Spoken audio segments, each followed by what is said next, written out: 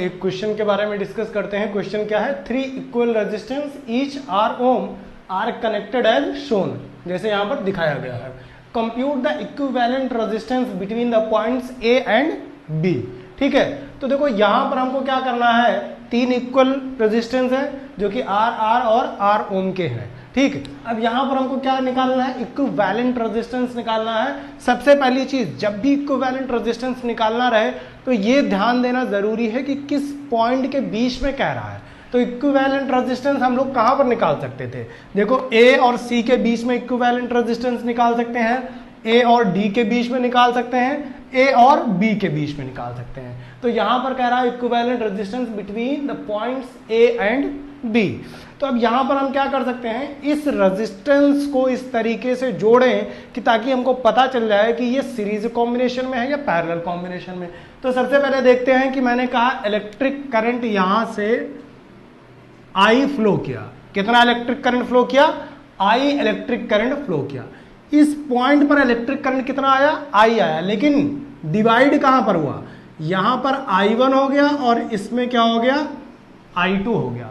तो जैसे electric current divide हुआ मतलब पैरेलल कॉम्बिनेशन, तो ये और ये क्या हो गए, पैरेलल कॉम्बिनेशन हो गए। बट देखा जाए तो यहां पर कोई भी लॉस ऑफ इलेक्ट्रिक करंट नहीं होगा, क्यों, क्योंकि देयर इज नो रेजिस्टेंस। तो जब रेजिस्टेंस ही नहीं है तो इलेक्ट्रिक करंट लॉस नहीं होगा। बट फिर भी इलेक्ट्रिक करंट तो फ्लो करके इधर से गया, इसका मतलब ये और ये क्या हो गए, इक्विवेलेंट रेजिस्टेंस हो गए, अरे सॉरी पैरेलल कॉम्बिनेशन में हो गए। इलेक्ट्रिक करंट यहां पर कितना पहुंचा, I2, यानी कि इस जंक्शन से फिर से इलेक्ट्रिक करंट क्या हो गया, डिवाइड हो गया। कहां पर डिवाइड हो गया, I3 और इसमें कितना हो गया, I4। तो यहां से यहां तक एक इलेक्ट्रिक करंट पहुंच गया। ठीक, यहां पर आया इलेक्ट्रिक करंट कितना, I4। अब देखो यहां पर जो इलेक्ट्रिक करंट आएगा वो क्या हो जाएगा, इसकी कॉम्बिनेशन और इसकी कॉम्बिनेशन की वजह से हो जाएगा।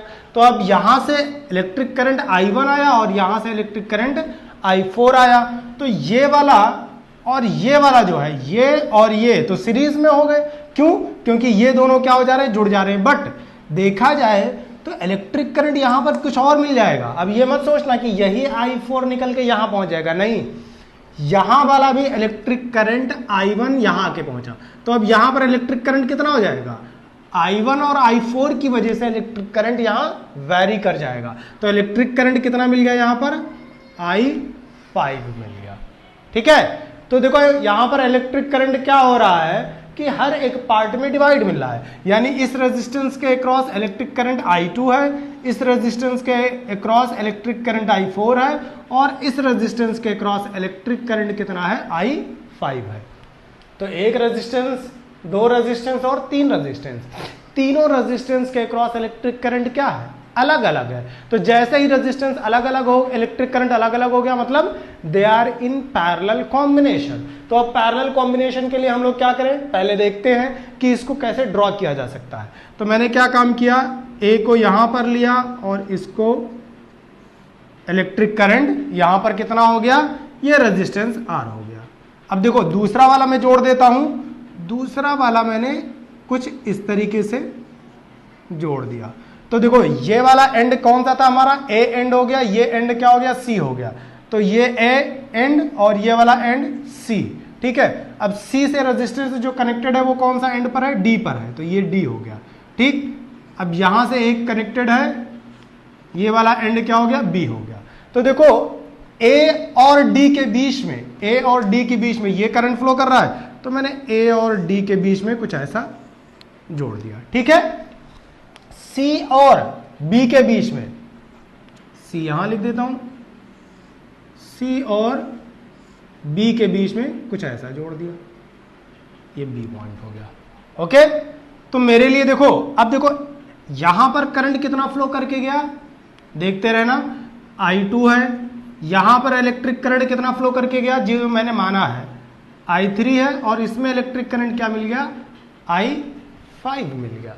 तो देखा जाए तो all these 3 resistance R connected in parallel, लेकिन ये जो I1 है और ये जो I4 है इनका कोई यूज नहीं है। क्यों यूज नहीं है? क्योंकि V इज इक्वल टू कितना होता है, IR होता है, I इज इक्वल टू कितना होता है, V अपॉन R। जब रेजिस्टेंस ही नहीं एग्जिस्ट कर रहा है इसका मतलब इसके अक्रॉस इलेक्ट्रिक करंट कितना हो जाएगा, कुछ भी नहीं होगा। तो there is no loss of electric current A, D and C, B। ठीक, तो इन दोनों का मतलब हमारे लिए कोई काम नहीं है। अब देखो बीच में कौन सा रेजिस्टेंस, ये तीनों क्या हो गए, पैरेलल कॉम्बिनेशन हो गए। तो मैंने पैरेलल कॉम्बिनेशन के लिए क्या कहा कि भाई एक रेजिस्टेंस कुछ ऐसे हो गया, सबसे पहले बीच वाला बनाएंगे आप, ठीक है। तो ये क्योंकि यहां पर तो आर आर दिया हुआ है, कई बार आर नहीं दिया हो सकता है, तो ये हो गया एक रेजिस्टेंस। दूसरा रेजिस्टेंस इसके बाएं तरफ है तो मैंने इसको ऐसे ड्रॉ कर दिया। तीसरा रेजिस्टेंस इसके दाएं तरफ है तो मैंने इसको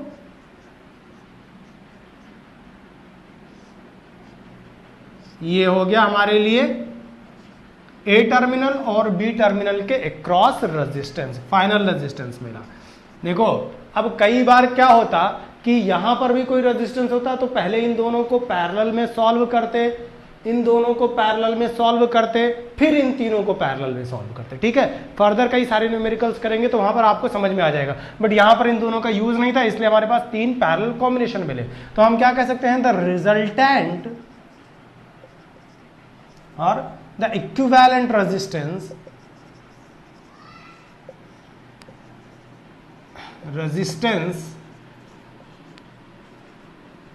will be 1 upon R dash बराबर, तीनों पैरेलल में है इसलिए 1 upon R plus 1 upon R plus 1 upon R, ठीक है। तीनों पैरेलल में होने का मतलब 1 अपॉन R डैश बराबर 3 upon R। Hence equivalent resistance R dash बराबर कितना हो जाएगा, R बाई 3 हो जाएगा। तो देखो रेजिस्टेंस कितना था, R था, लेकिन इक्विवेलेंट रेजिस्टेंस कितना मिला है, 1/3 मिला है। तो मैंने ऑलरेडी आपको बताया था कि जब भी इक्विवेलेंट रेजिस्टेंस पैरेलल कॉम्बिनेशन की बात करेंगे तो रेजिस्टेंस क्या हो जाएगा, कम हो जाता है, सीरीज में रेजिस्टेंस ज्यादा हो जाता है, ठीक है। तो equivalent resistance is R dash बराबर कितना मिल गया, R अपॉन 3 मिल गया। तो आज के लिए इतना ही, थैंक यू, मिलते हैं नेक्स्ट लेक्चर में।